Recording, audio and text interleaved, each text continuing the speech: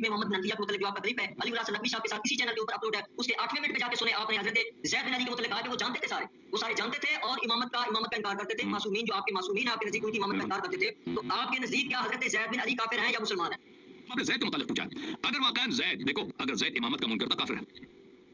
یہ زید کے لیے کوئی گنجائش نہیں ہے. آپ نے پوچھا کہ اگر زید امامت کا, اگر کوئی بھی شخص اگر اس کو پتا ہے کہ امامت ہے, وہ جان کر وہ انکار کرتا ہے, تو علامہ مجلسی رحمۃ اللہ علیہ کا نص سری یہی ہے مرات العقول میں کہ بعض روایات میں ہے کہ زید نے امامت کا انکار کیا ہے, اگر یہ روایت صحیح ہے تو زید کافر تھا. یہ اس کا نص کلمات ہے علامہ مجلسی کا. بھائی آپ یہ کلپ اس کا دیکھ لیں کہ کس طریقے سے یہ کام کر رہا ہے کہ یہ امام زید کو باقاعدہ اس کے اندر کافر ڈکلیئر کر رہا ہے. آپ خود اس کو سن سکتے ہیں کیونکہ اس نے خود کہا ہے پہلے, اور گھما کیسے رہا ہے کہ پہلے کہتے ہیں اصح روایات ہیں جس میں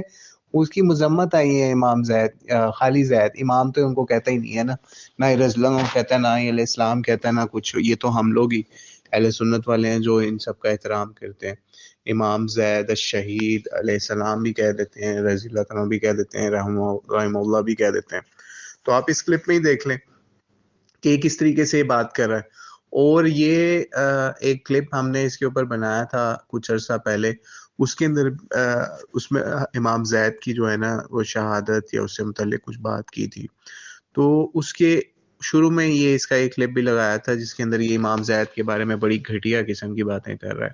تو بہرحال شیعوں کو دیکھ لینا چاہیے کہ یہ جو امامیہ ہے نا, امامیہ کے اندر یہ غالی جو ان کا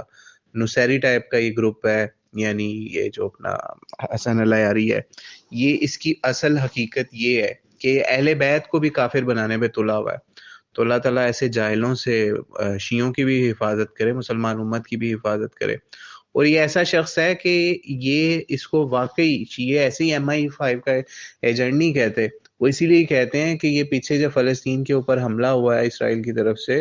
تو اس نے باقاعدہ ویڈیوز بنائی اور ان ویڈیوز کے اندر یہ شو کرنے کی کوشش کی ہے کہ ہمارا ان سے کوئی تعلق ہی نہیں ہے. ٹھیک ہے, ہمیں کیا وہ کون سا کوئی ایسی بات ہے, مسجد اقصیٰ کا تو کوئی سگنیفیکینس ہی نہیں ہے اسلام کے اندر. حالانکہ اس نے اس کے اندر بھی یہ فراڈ کیا ہے اس بندے نے کہ شیعہ کی ان روایات کو چھپا گیا جس کے اندر جو ہے وہ بیت المقدس کی امپورٹنس یا اس طرح کے معاملات ہیں,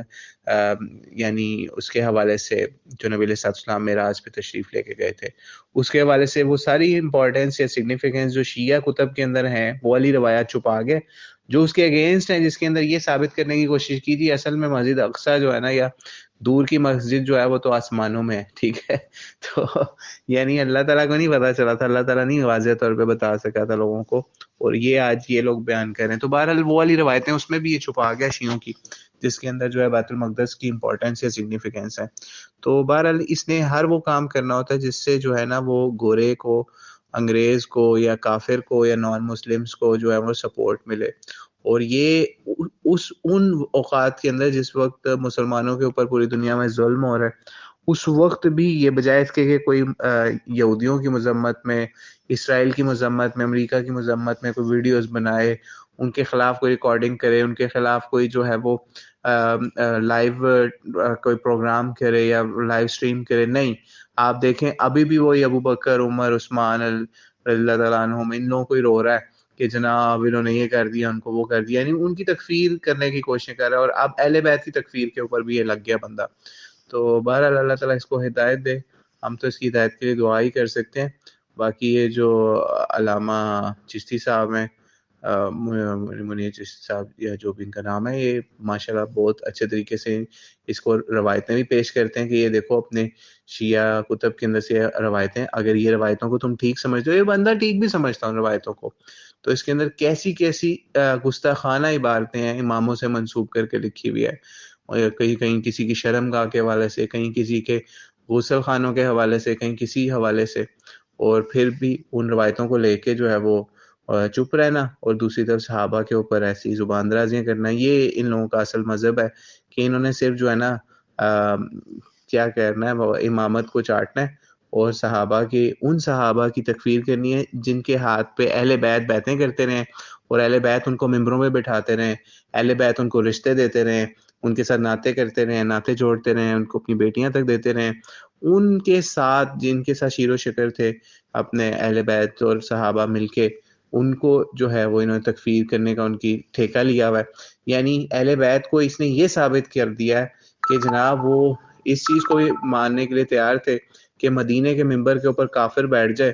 مدینے کے ممبر پہ بھی کافر بیٹھ جائے اور وہاں پہ